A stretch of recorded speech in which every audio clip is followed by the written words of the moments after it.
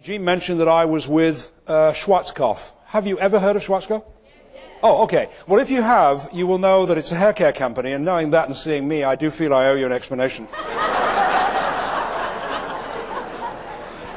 Well, for your information, I had to test opposition products.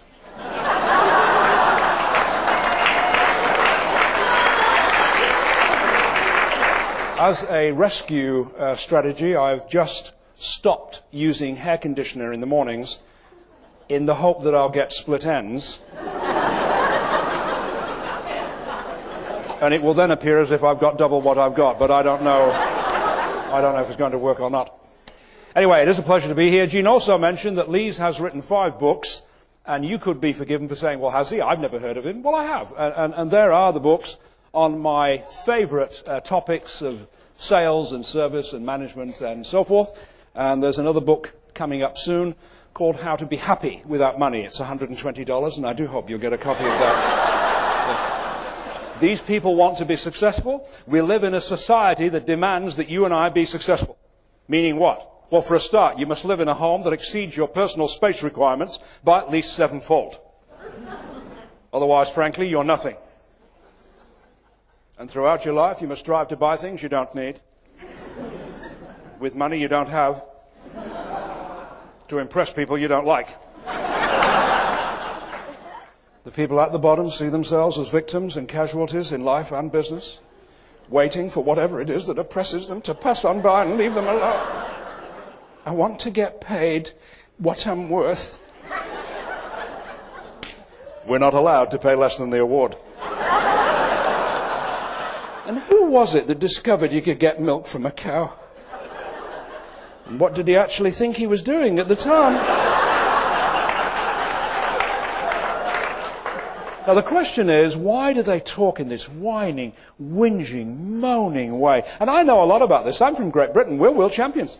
How can you tell when a plane load of palms have arrived at the airport? Simple, because when they turn off the engines, the whining is continuing.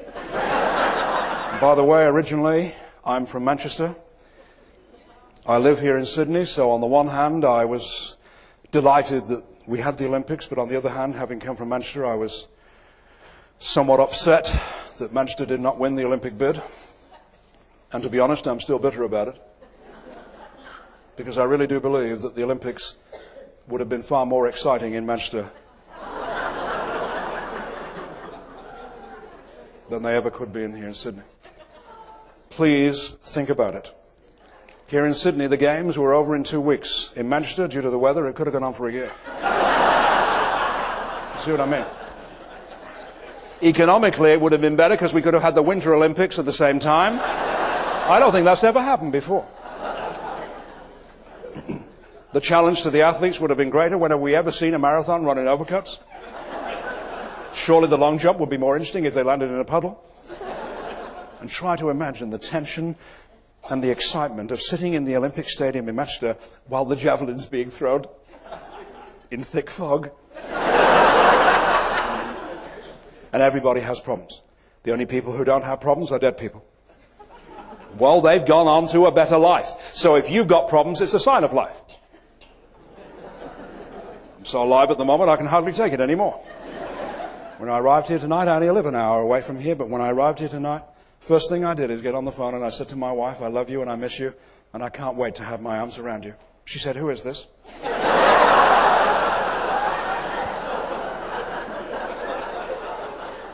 Don't tell me you don't have relationship problems. We had an argument the other night that lasted for an hour and a half, but I'll tell you this, when it was over, she came to me on her hands and knees. But I would not come out from under the bed.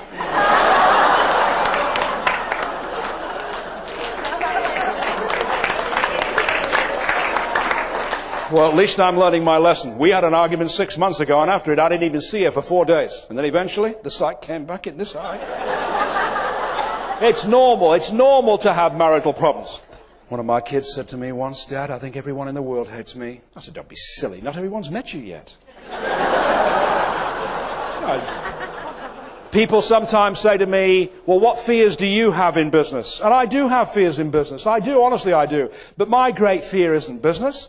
My great fear, personally, I may be the only one in the room, my great fear is a man who's getting to be really old. Really old. Now, When I talk about it, I'm talking about getting into your 80s and 90s and so forth and so on. My great fear as a man of getting to that ripe old age isn't losing hair and getting lines. I hate those things, but that's not my great fear. My fear as a man of getting really old is that I know that my trousers will continue to go higher all the days of my life.